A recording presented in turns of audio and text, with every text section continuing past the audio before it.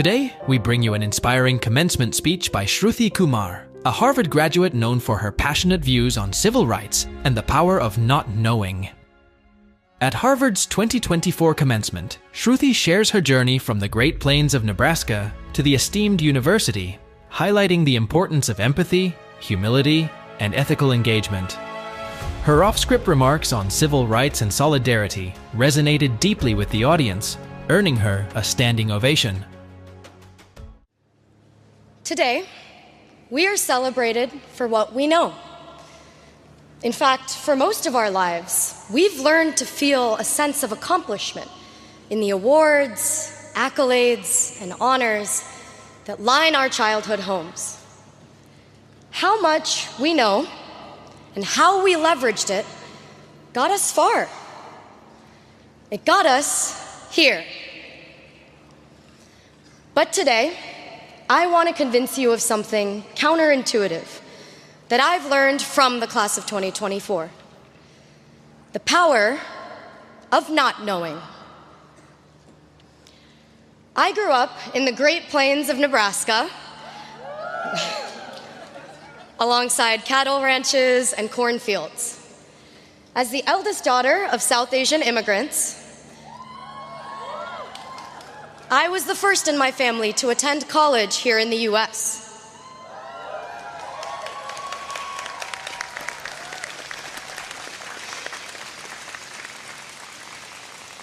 There was a lot I didn't know. When it came time, I asked my parents how to apply to colleges, and they too said, "I don't know."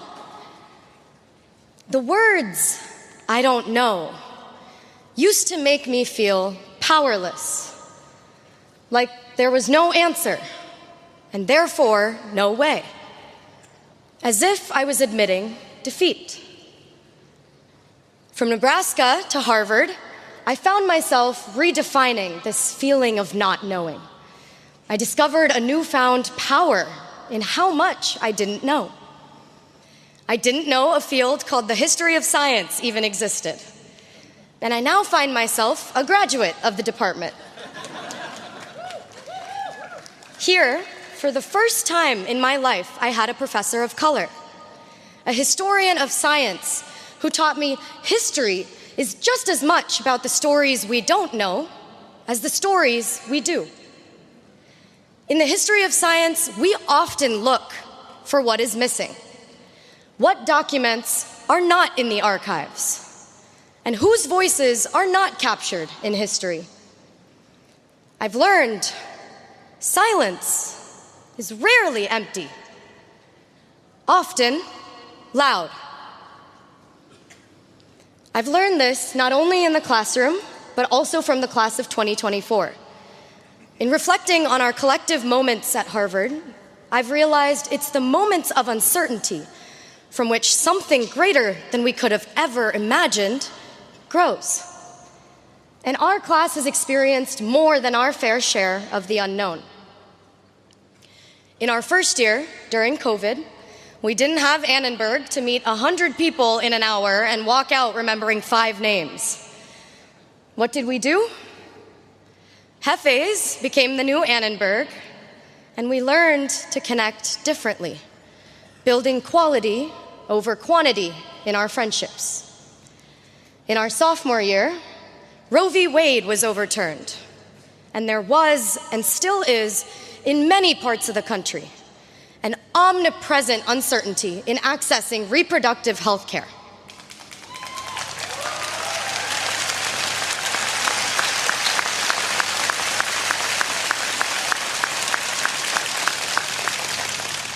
In our junior year, Harvard faced the Supreme Court and the decision to reverse affirmative action. Whether we realize it or not, we've been swimming in uncharted waters. Which brings me to our senior year. A year on campus marked by enormous uncertainty. In the fall, my name and identity, alongside other Black and brown students at Harvard, was publicly targeted.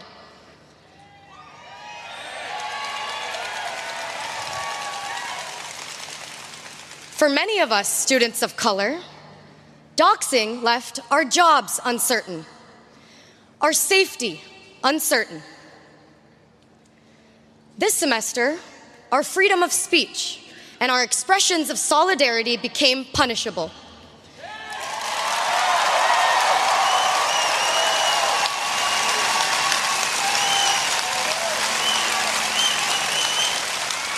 Leaving our graduations uncertain.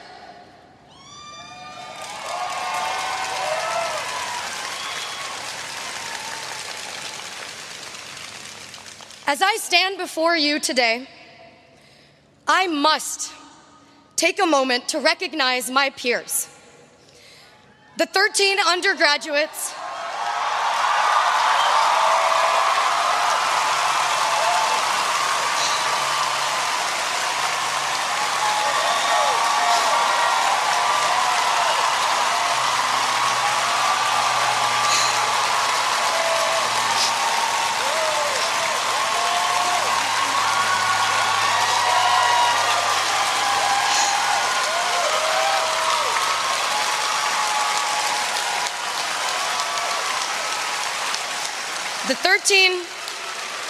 the 13 undergraduates in the class of 2024 who will not graduate today.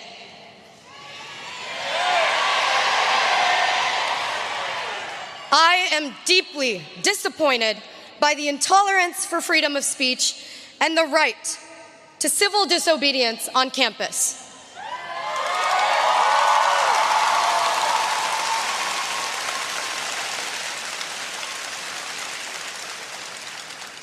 Over 1,500 students had petitioned. Nearly 500 staff and faculty had spoken up, all overwhelmingly against the unprecedented sanctions.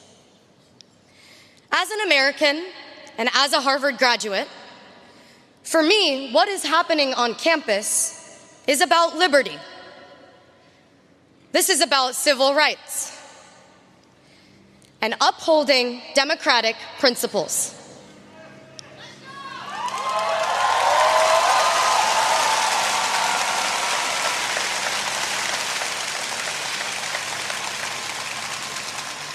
The students had spoken. The faculty had spoken.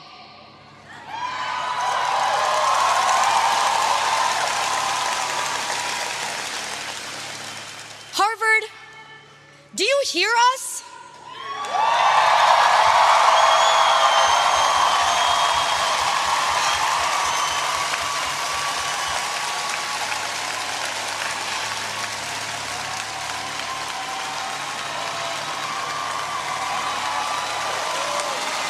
Harvard, do you hear us?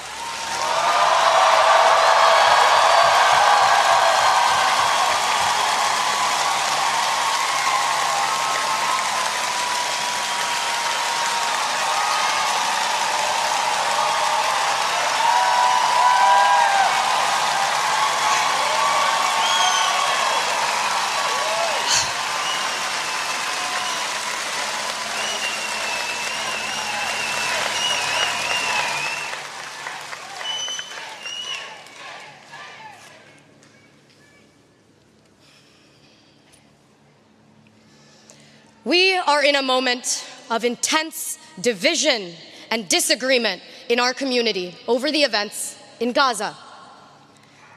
I see pain, anxiety, and unrest across campus. But it's now, in a moment like this, that the power of not knowing becomes critical. Maybe we don't know what it's like to be ethnically targeted. Maybe we don't know what it's like to come face to face with violence and death. But we don't have to know.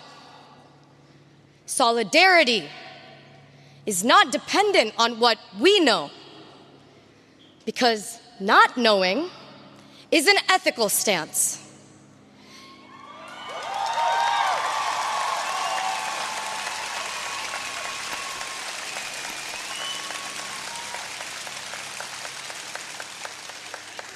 It creates space for empathy, humility, and a willingness to learn. I choose to say, I don't know, so I'm empowered to ask, to listen. I believe an important type of learning takes place, especially in moments of uncertainty, when we lean into conversations without assuming we have all the answers.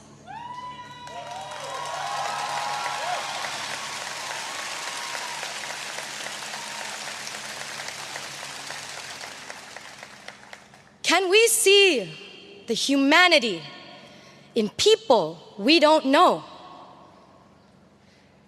Can we feel the pain of people with whom we disagree? As we graduate, what we know, our material knowledge, may not matter so much anymore. The truth is, it's what we don't know and how we navigate it that will set us apart moving forward. Uncertainty is uncomfortable, but I encourage you to dive into the deep end of discomfort. Engage with the nuances.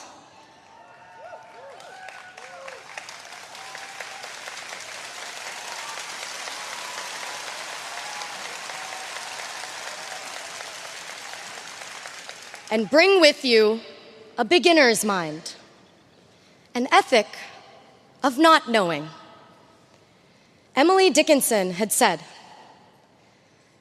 "Not knowing when the dawn will come, I open every door." Thank you, and congratulations.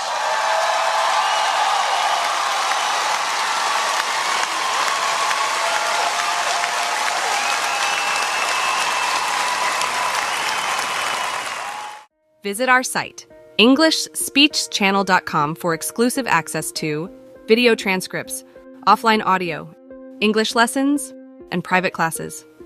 Don't forget to explore our free and new ebooks.